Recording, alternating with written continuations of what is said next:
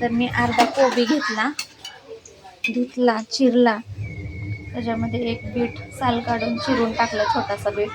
ते झालं की बारीक बारीक चिरून टाकलं. गाजर टाकलं अर्धं चिरून. नंतर त्याच्यामध्ये आलं टाकलं, ठेचून चिरून टाकलं. लसूण टाकला थोडासा, मिरच्या टाकल्या 2-3 बारीक चिरून. त्याच्यामध्ये मीठ टाकलं, हलवलं. आणि मीठ टाकून हलवून झालं त्याच्यावर थोडासा मैदा टाकला, हलवला. कॉर्नफ्लॉवर टाकलं, हलवलं. अजिनोमोटो टाकला, मिरपूड टाकलं, हलवलं. आणि त्याचं पाणी टाकून पीठ असं मळून घेतलं बघा मंचुरियनचं. आणि असे मी भजी बनवल्यात मंचुरियनचे. आणि हा लाल कलर ना, गुलाबी कलर आपल्या बीटमुळे झाला आहे. बीटचा कलर आहे ना त्याच्यामध्ये उतरला, तर मग गुलाबी गुलाबी पीठ दिसतंय. तर असे आपले भजी बनलेत, कोबीचे भजी मंचुरियन. आणि हे पण मी तळायला टाकले छोटे छोटे, असं हातानं सोडले छोटे छोटे तेलामध्ये.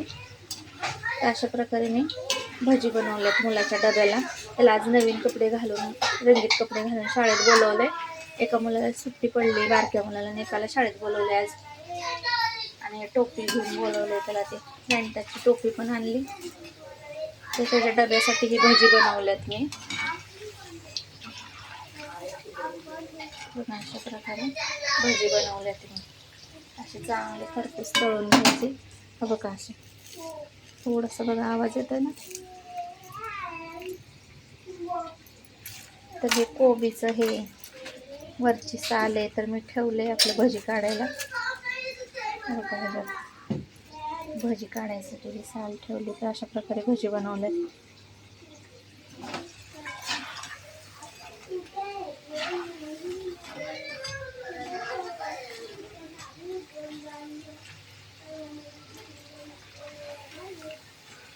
खरपूस भाजायला थोडा वेळ लागतो. खरपूस भाजून घ्यायचे.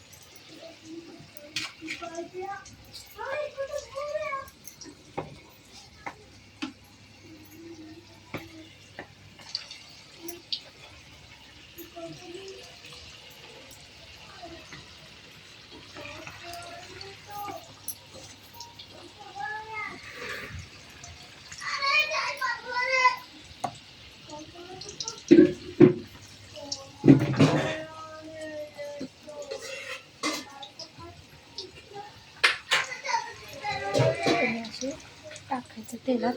फास्ट गॅस करायचा आणि फास्ट गॅसवर तळून घ्यायचं खरपूस.